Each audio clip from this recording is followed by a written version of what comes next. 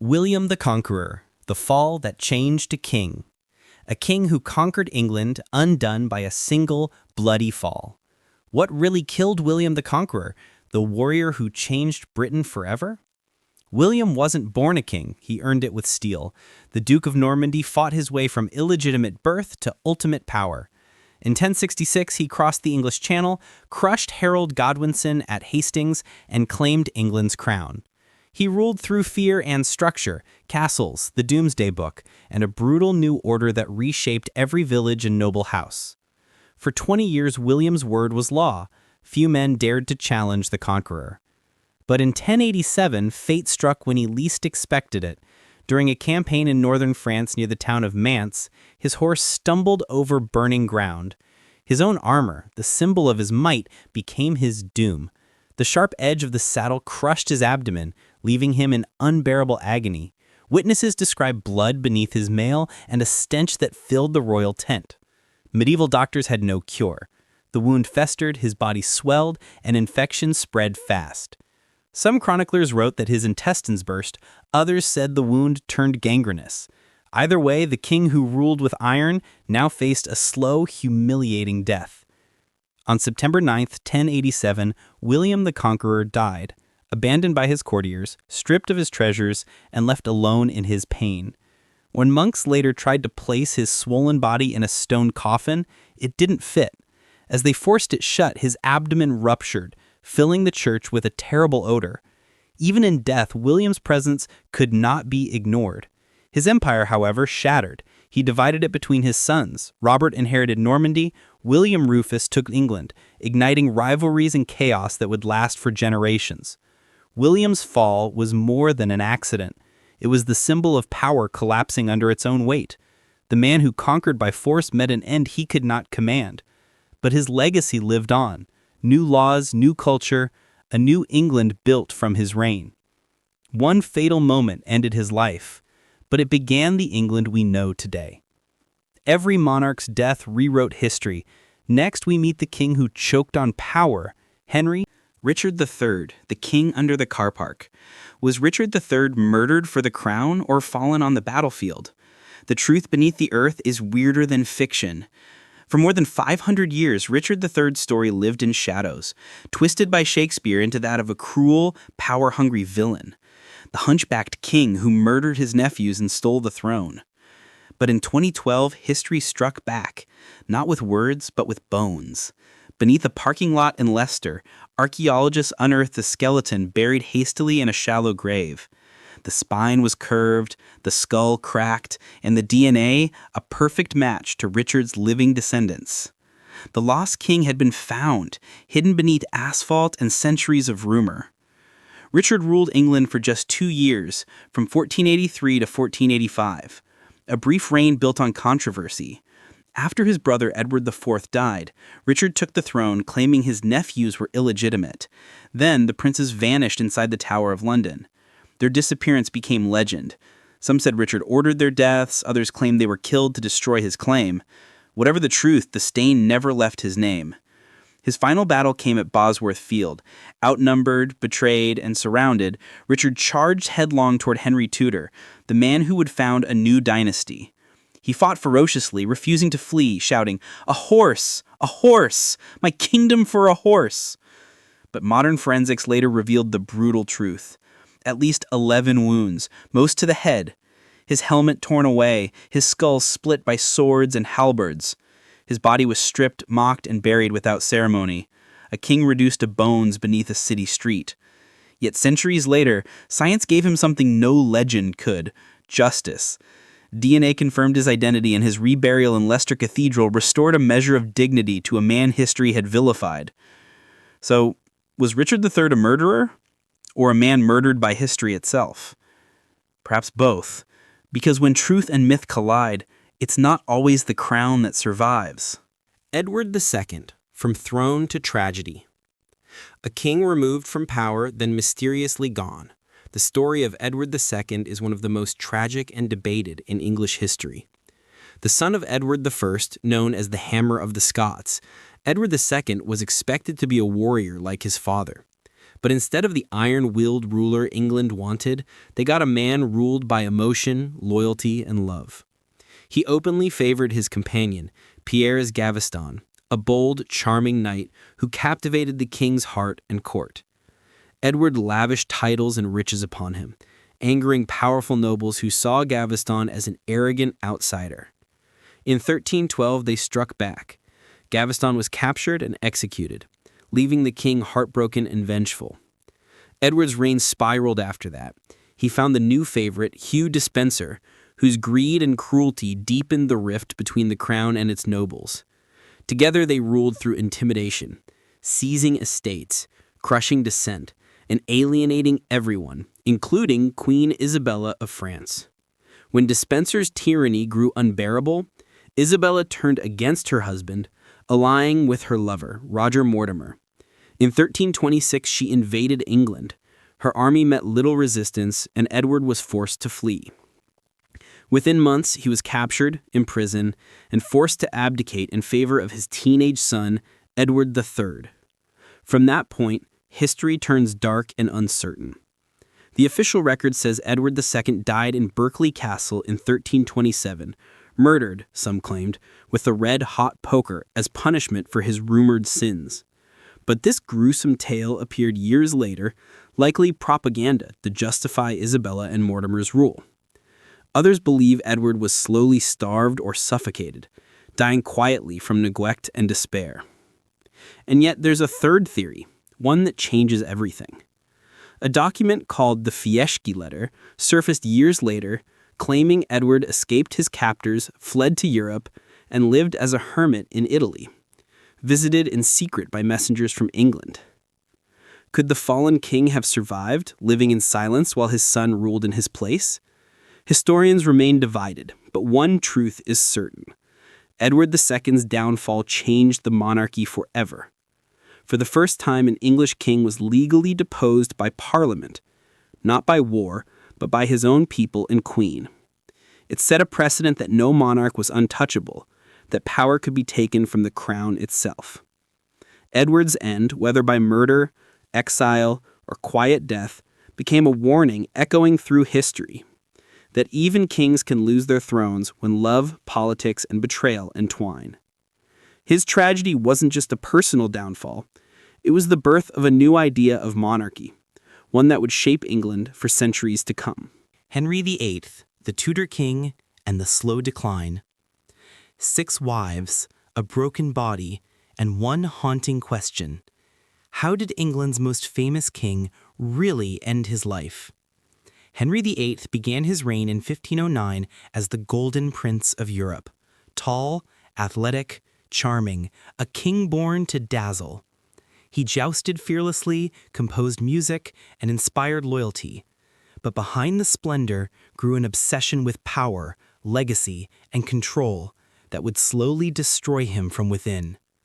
The turning point came in 1536, during a jousting accident that left him unconscious for hours. That single moment changed everything. His leg never healed properly, festering into a chronic, ulcerated wound that refused to close. The pain was constant, the infection severe, and soon his once lean frame swelled into obesity.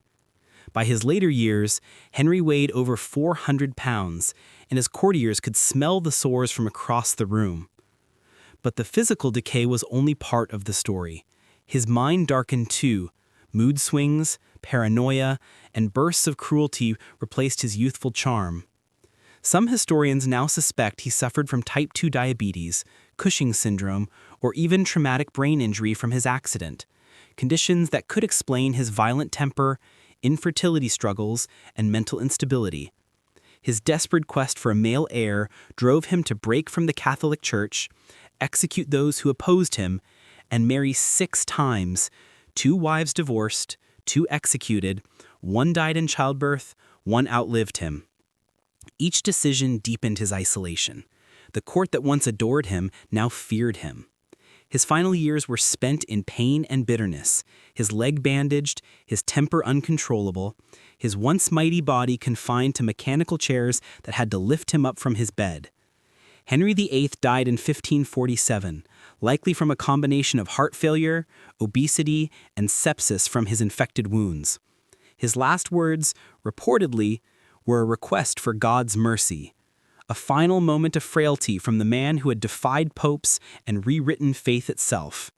The Golden Prince had become a shadow of his youth, undone not by war or rebellion, but by the slow collapse of his own body. Yet his legacy, the Church of England, the end of papal authority, and a dynasty forever marked by blood, ensured that even in death, Henry VIII's power never truly faded. His body may have failed him, but his will reshaped a nation. Elizabeth I, the Virgin Queen's final act. No heirs, enormous pressure, and one question that haunted a nation. What truly ended the life of Elizabeth I, and how did England survive without her?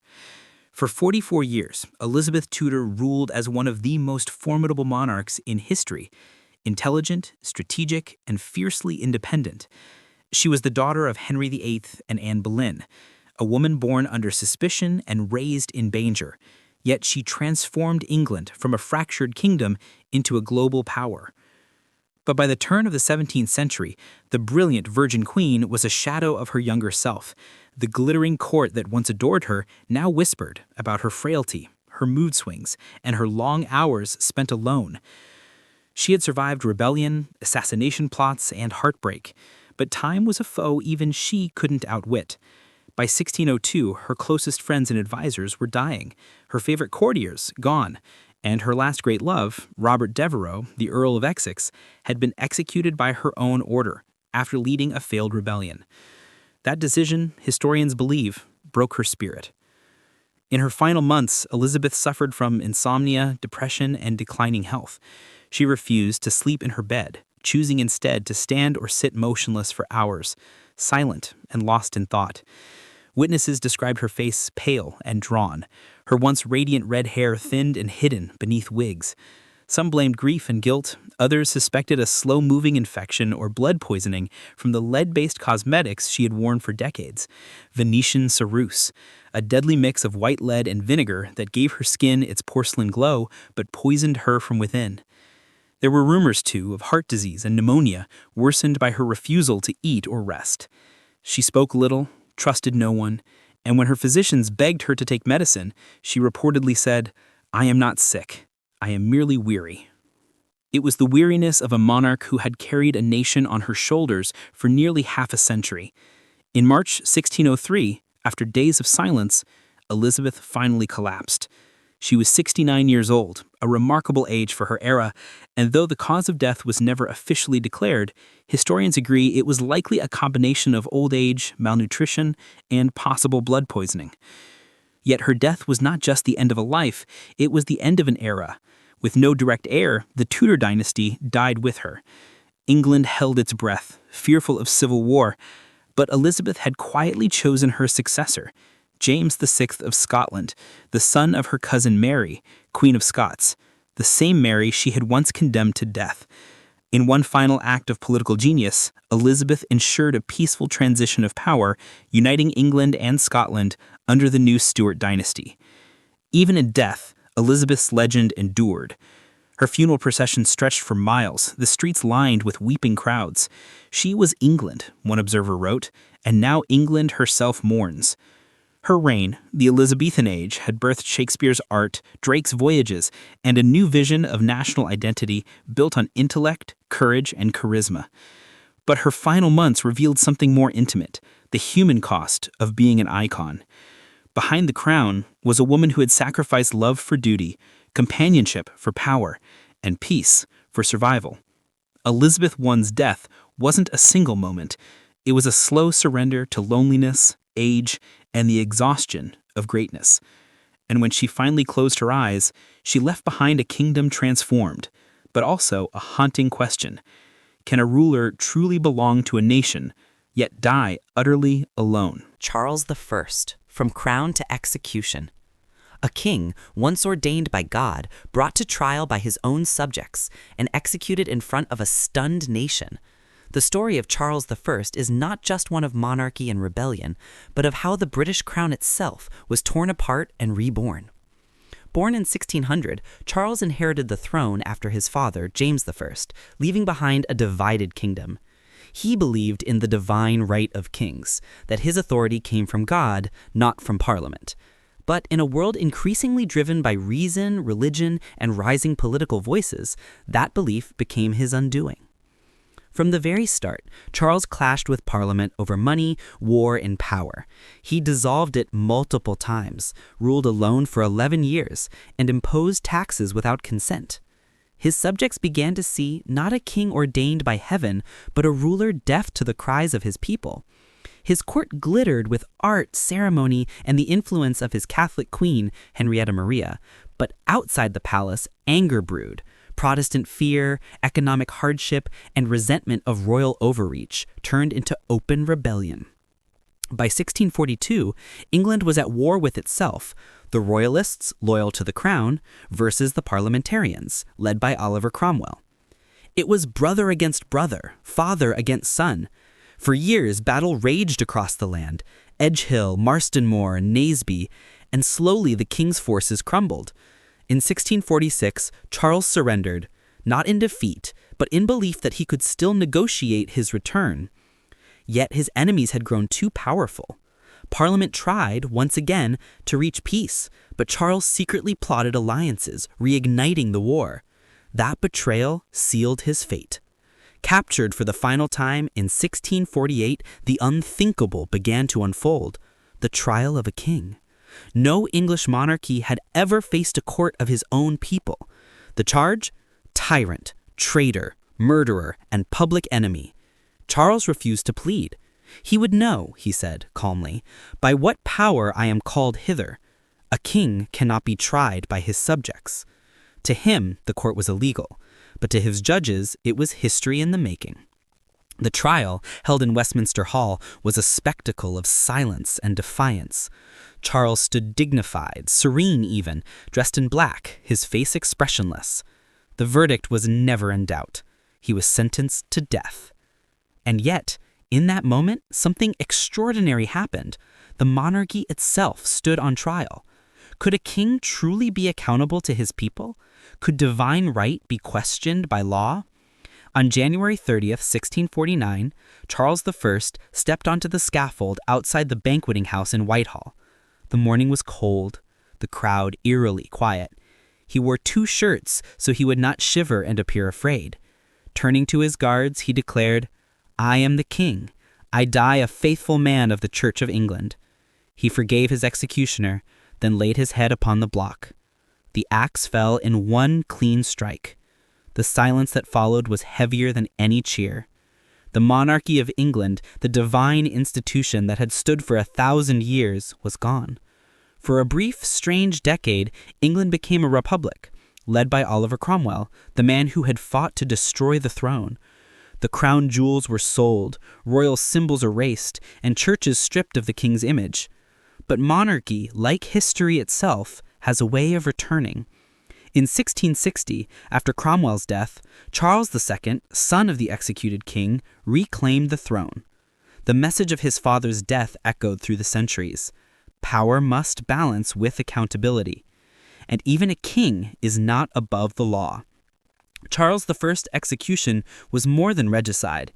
It was the birth of modern constitutional monarchy. The scaffold at Whitehall became the foundation upon which Britain's future was built. His blood, spilled before his people, rewrote the relationship between ruler and ruled forever. And as the axe fell, the question that still haunts history was born. Can a kingdom ever truly kill its king? Or does he live on in the laws that replaced his crown? The Last Stuart and a Sad Ending. The last of the Stuarts, and the queen who watched her dynasty fade with her, Queen Anne's story is one of power, pain, and quiet tragedy. Born in 1665, Anne was never meant to rule, but fate, illness, and death cleared her path to the throne. She was the daughter of James II, sister to Mary II, and cousin to William III. a web of royal connections woven through rebellion and religion. When Anne became queen in 1702, Britain was fractured, torn between Protestant loyalty and the shadow of Catholic restoration.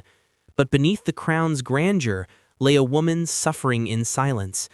Anne's reign was marked by endless wars abroad and heartbreaking losses at home. The War of the Spanish Succession consumed her early years as queen, a conflict over who would inherit Europe's greatest empire.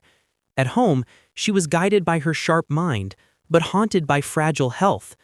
Gout, obesity, and recurring fevers weakened her body, while grief hollowed her spirit. Over her lifetime, Anne endured at least 17 pregnancies, yet not one child survived into adulthood. Her last, Prince William, Duke of Gloucester, died at only 11, a blow from which she never recovered. The nursery of the royal palace, once filled with cradles and hope, became a silent chamber of ghosts. As Anne's body failed her, so too did her once strong friendships. Her bond with Sarah Churchill, Duchess of Marlborough, was legendary, fiery, intimate, and politically powerful. But jealousy, ambition, and gossip tore them apart. Their letters, once filled with warmth, turned to accusations. Sarah mocked Anne's weight and illness, and withdrew into cold distance. In Sarah's place rose a new favorite, Abigail Masham, a quiet, cunning courtier who soothed the queen's loneliness but inflamed political tensions. The court became a battlefield of whispers, Whigs versus Tories, each fighting for control of Anne's ear. And while the palace simmered with intrigue, the queen's body broke down piece by piece. Her joints swelled so badly she could barely walk. Her doctors tried opium, purges, and endless bleeding. None of it worked. In her final years, Anne was often carried to Parliament in a sedan chair, her legs bandaged, her breath short. Yet she ruled with determination, signing the Act of Union in 1707, which forever united England and Scotland into Great Britain.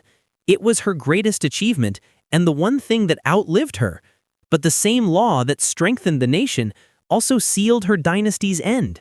The Act of Settlement, 1701, had already declared that no Catholic could inherit the English throne, excluding dozens of Stuart relatives. With her only child gone, Anne's death meant a new bloodline would have to be found.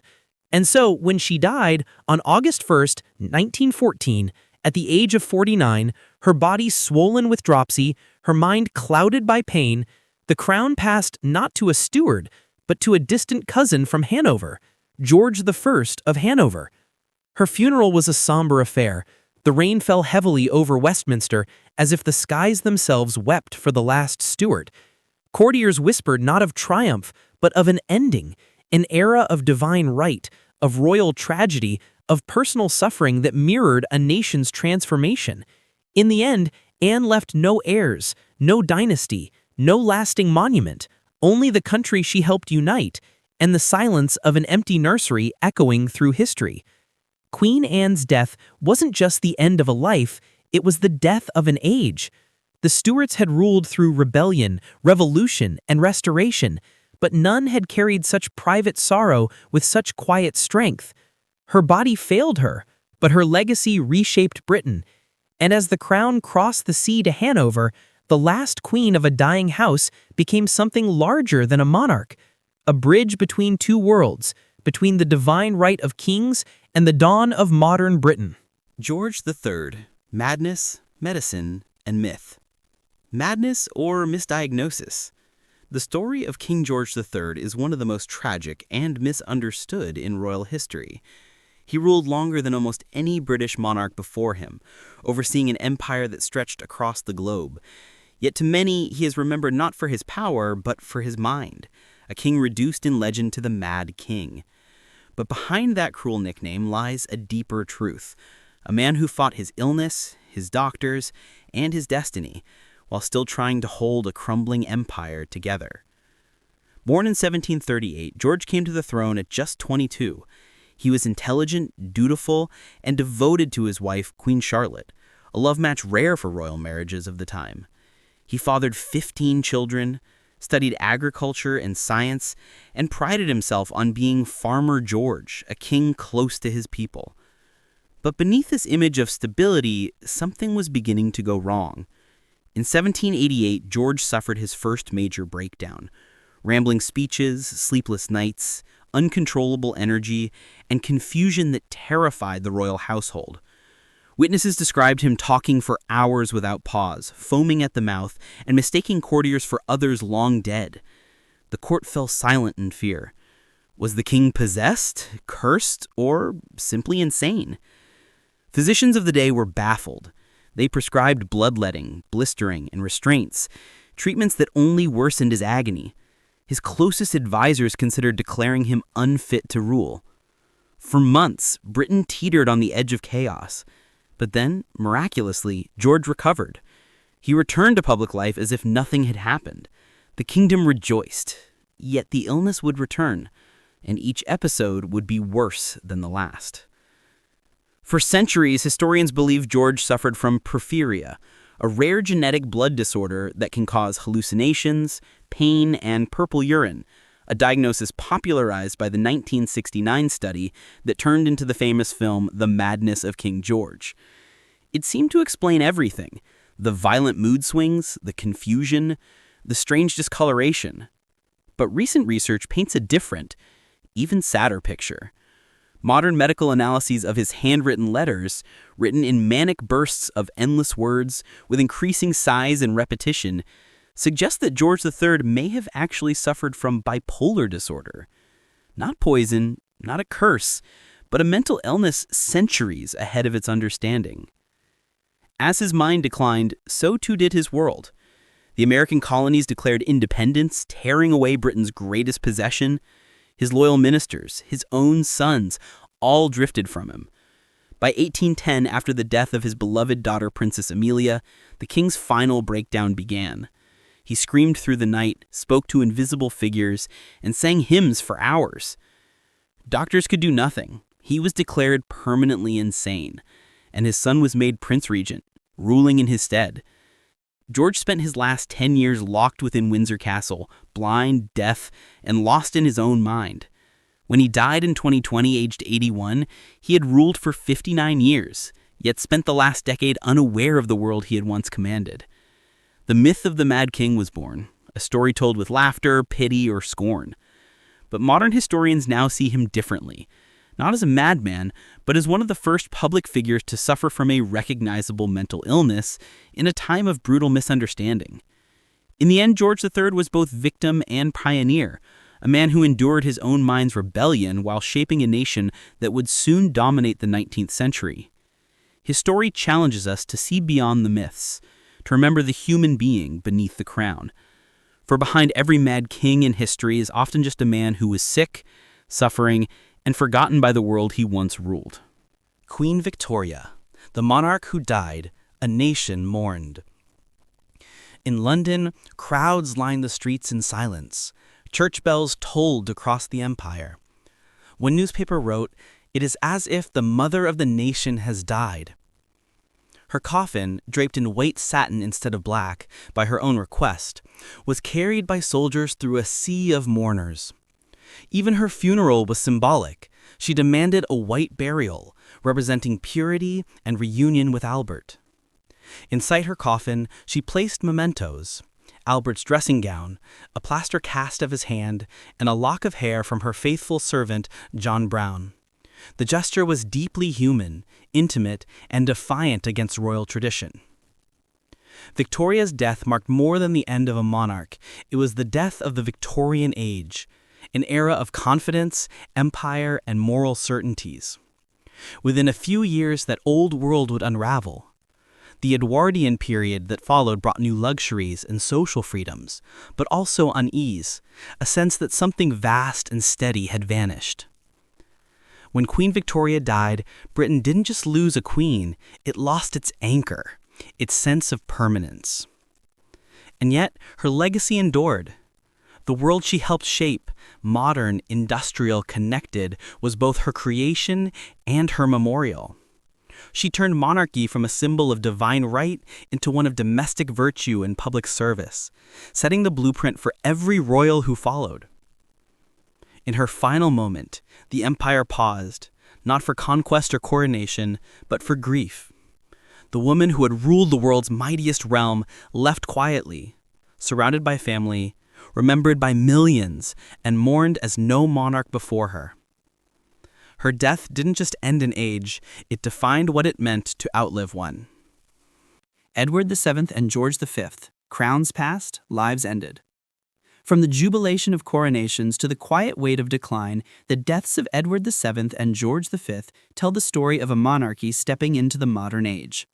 Father and son, they bridged a world that shifted from horse-drawn carriages to machine guns, from imperial pride to post-war exhaustion. Edward VII, Bertie, spent nearly 60 years waiting under Queen Victoria's shadow, doubted for his indulgent habits. Yet when he became king in 1901, the nation rejoiced. The Edwardian era glowed with optimism, elegance, laughter, and speed replacing Victorian gloom. But beneath that brilliance, time and illness closed in. A heavy smoker and gourmand, Edward's health collapsed under chronic bronchitis and heart disease. On May 6, 1910, after watching his horse win at Kempton Park, he quietly told his son, "I know it is all over." Within hours, the peacemaker king was dead, leaving Europe poised on the brink of the Great War. His son, George V, could not have been more different, dutiful, cautious, and defined by restraint. Where his father embodied charm, George embodied endurance. His reign carried Britain through World War I, the fall of empires, and the birth of mass media. He renounced the Germanic name Saxe-Coburg and Gotha, founding instead the House of Windsor, a shrewd act of patriotism that preserved the crown during wartime suspicion. But the strain aged him. Decades of smoking wrecked his lungs. By 1935, he was gravely ill with bronchitis and pleurisy. The nation watched anxiously as bulletins poured in from Sandringham. On January 20th, 1936, after whispering "God bless you, darling" to Queen Mary, he died peacefully. Though later it was revealed his doctor hastened the end with morphine and cocaine so news would reach the morning papers. 2 kings, 2 deaths, 2 eras. Edward's passing closed the age of imperial confidence. George's opened the age of media and managed image. Together, they guided monarchy from divine aura to modern institution, proving that even in death, a crown survives by adapting. Their final breaths did not end an empire. They marked how Britain learned to mourn, remember, and move forward into a new century. Edward VIII, abdication and the quiet end. He was the king who gave up everything for love and spent the rest of his life wondering what that choice had cost him. When Edward VIII abdicated in 1936 to marry Wallis Simpson, the world watched a fairy tale unfold, a monarch choosing the heart over the crown. But exile soon turned romance into isolation. In elegant Paris rooms filled with mirrors and memories, the Duke of Windsor lived a life of quiet ceremony, tailored suits, garden lunches, and the soft echo of a past he could never reclaim. He grew old watching his family from afar, his name absent from royal gatherings, his face fading from British coins. The charming smile that once disarmed crowds now hid illness and regret. By the early 1970s, throat cancer had taken his voice, and the man who once spoke to an empire could barely whisper to his wife. When Queen Elizabeth II came to visit him, a final gesture of grace, he was already close to the end. Days later, Edward died in his Paris home, his body flown back to rest near his parents at Frogmore. The world remembered the scandal, the abdication, the love story, but behind it all lay a quieter truth, that his greatest decision had also been his lifelong exile. He died not as a king, but as a man who traded a throne for affection, and discovered that even love cannot outlast the weight of history. Elizabeth II, the long-reigning monarch's final chapter. For more than 70 years, Queen Elizabeth II reigned as a living symbol of stability, a monarch who guided Britain through the end of empire, the rise of modern democracy, and the digital age. She became more than a ruler. She was an institution, woven into the daily rhythm of her people's lives. Yet behind the steadfast image was a woman carrying the quiet weight of age, loss, and responsibility. In her final years, the Queen faced both national and personal trials. The death of Prince Philip in 2021 left her deeply shaken, ending a partnership that had defined her adult life. Despite her grief and growing frailty, she continued to fulfill her duties, insisting on performing state business from Windsor Castle. By 2022, the year of her Platinum Jubilee, she had become the first British monarch to celebrate 70 years on the throne, a milestone marked by massive celebrations, street parties, and tributes across the Commonwealth. But those who looked closely noticed the signs. Her appearances were shorter, her movements slower, and her once steady posture now supported by a walking stick. Even so, her sense of duty never faltered. In early September, while visibly unwell, she formally accepted the resignation of Prime Minister Boris Johnson and appointed Liz Truss, her 15th and final Prime Minister, in a small, historic ceremony at Balmoral Castle. Just 48 hours later, on September 8, 2022, Buckingham Palace announced that she had died peacefully at Balmoral, surrounded by family. The news rippled across the world, uniting generations in grief. Crowds gathered outside royal residences, laying flowers in silence. Church bells tolled across Britain, and world leaders paid tribute to a woman who had met nearly all of them in her lifetime. Her passing triggered the carefully prepared Operation London Bridge, a plan that unfolded with precision. 10 days of mourning, the journey of her coffin from Scotland to London, and a state funeral watched by an estimated 4.1 billion people worldwide, making it one of the most viewed events in history. The moment wasn't just about farewell. It symbolized a peaceful, almost seamless transition of power. Charles III ascended the throne immediately, honoring the constitutional order she had preserved with such care. Elizabeth II's final chapter, then, was one of grace, resilience, and devotion. Even in her last days, she upheld the vow she made as a young woman in 1947 to serve her people all her life. Her death closed not only the longest reign in British history, but a defining chapter of the modern era. What she left behind was more than legacy. It was a blueprint of quiet strength, continuity, and service that reshaped what it meant to be a monarch in a changing world.